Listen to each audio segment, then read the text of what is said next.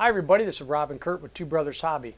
Now before us, spread out all over the bench, Kurt, we've got this nice little kit from Top Notch Products. It's the Lil Pup. It's the Lil Pup. Yeah, it's something kind of fun though. Everybody once in a while gets one of these projects where they just take a whole. It's kind of their Frankenstein. Yeah. You know. Yeah. We took a kit. We're going to use the Top Notch Products Lil Pup kit, and we just grabbed all of our everything we had laying around, all basically. Of our stuff laying around. Yeah, it was from other models. It was that's a few manufacturers represented. We're kind of sharing the wealth around there. Exactly. But that's the fun part about these. Yeah, that's exactly it. You build a kit. You build a great little kit like this. You can recycle some servos and receivers and all that stuff. And the neat thing with like the Lil Pup here is this is designed for the first time builder. Now this is about $59.95. Yes, $59.95 is what the kit itself retails for. And you're convinced that this thing builds in a day? I think if somebody who's got some experience, who's had a kit or two under their belt, this really is designed to be put together probably in about an 8-hour time frame for someone who's got experience. Yep. Probably a weekend project for someone who did. Double that for somebody. Double, yeah. Okay. Yeah, and there's a lot of reasons that they claim that can be done, and then why it can be done. And we can go over the kit here, and I'll kind of show you why something like this can be assembled as fast as it can. Let's go ahead and dig into it. All right. Kurt, I've had some experience in the past with Top Notch Products, and I do know that they make a very well-designed kit. They've got several kits out there. And I think out of all of them, the Lil Pup is probably going to be the easiest for a beginner to get into. I'll go over a couple of things here. I mentioned earlier that there are reasons why it goes together as fast as it does. One of them is it's laser cut. As we kind of just filter through these strips of balsa here, you can see just how precise each one of those laser cut sheets are. So when you have multiple pieces like this layout right here, I mean, look at how precision that is. And what you find is every piece lines up perfectly with the other one.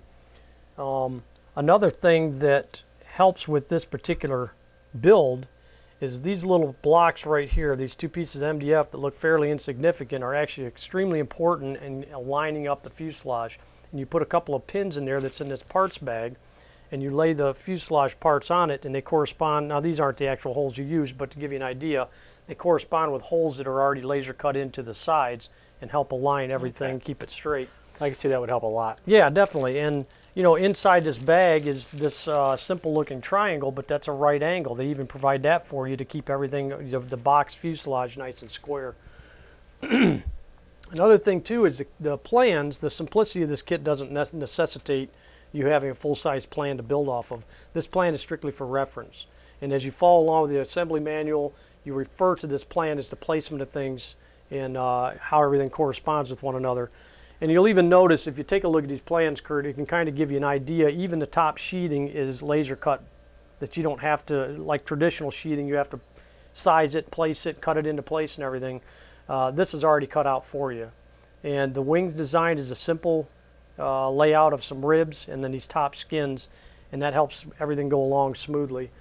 In the parts bag itself, we do have some quick connectors in here. You can see for the control rods. We've got some rubber bands for holding the wing on. This piece of fiberglass goes over the center of the wing just to strengthen that joint up. Just miscellaneous things that you'll need for building, a little bit of hardware here and there, but there's not a lot of pieces here. They send a nice gauge here, which you don't see often in kits. Just kind of runs through the basic sizes so you can size balsa and wire and things like that. So, but that's pretty much minus the electronics, of course, and the covering itself. Everything you need to build the basic airframe is included in the kit. So Kurt, why don't you talk us through what we're going to put in it for radio? We kind of alluded to the fact that it's going to be a bit of a mutt as far as the electronics that we're using. And let us know what we're doing on that end. All right, we'll start off with the prop options we have. We're going to be running with we have a couple different motors that fall in spec. So within those motors we've chosen, we can go with 1147, 1047 slow flies, or actually 10.7 thin electric. We have the 10.7 laying around. Of course, these are a couple of props. So far, if you total up our investment beyond the actual kit itself, which they sent it over fortunately for us so we could get to try it out for free. Time, right? Time. We can never ignore time, Rob. That's right. That has a price to it. Yes, it does. Yeah, it's Just gonna, my presence has price to it. yeah, well, I know. It's just getting the security alone is the challenge. Moral support. $3 to $4 on our props. $3 probably at most hobby shops we've got on our prop options right now. If we knew which one we wanted to use, we'd spend probably $1.25 when we set.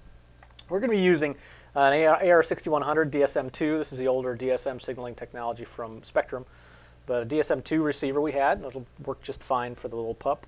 And we have a Phoenix 25. This is a Castle Creations Phoenix electronic speed control. It has a built-in BEC, which will work nicely for one of the two motors. We're not sure which one we're going to go with yet. We'll check the all-up weight when the kit's constructed. We've got a Park 450 E-Flight, and this is only 890 kV. This is a 920 kV Park 400. The original specs, or the specs in the kit, just call for a 2822 or 2820, I think it's 2820-ish motor, yeah. which we know is going to peak out about 20 amps. So these are going to get us right in the range of the motor we need to yank the model around. And the servos that we found that we can use here in our bag of parts and extra parts, there are a couple of JR DS285s. A couple of veterans there, buddy. They are, man. These are good things. These are good servos. They've been in a number of planes. They may have actually met the ground in a couple of your planes, right? Not mine. No, okay. All right. Not What was I thinking? That's right. So we got a couple of servos, and then our power supply for this, based on the size, we're going to stick around 1320 milliamps, 3S, 11.1 volt, and that should give us plenty of runtime and plenty of power for our either our 400 or 450 motor. And of course, transmitter, we'll meet that up with the old DX7. This has not been converted. This is the original DX7 with the DSM2 processor inside, or chip inside, or module, I guess is the best way to put it. RF module. So we've used it on a number of planes over the years. We'll use the DX7 with the AR6100, and that'll finish out our radio system. Well, Kurt, you're going to get your feet wet on your first kit build. Yep. And I think this is the perfect one to do it with. This Lil Pup should go together pretty easy. Yeah, based on the things you were talking about, Yeah. sounds like a lot of the difficulties taken out. Now, we will have 2 reviews on this, just so you know. A review on how it would have went if I'd have done it by myself, and then the review you'll actually see with him helping me. I don't know how you're going to pull that off. You can do the video editing on that one. We'll put all our kit together and school me in the proper way to build balsa or glue my fingers together like Rob, and we'll come back and show you the results and the review footage.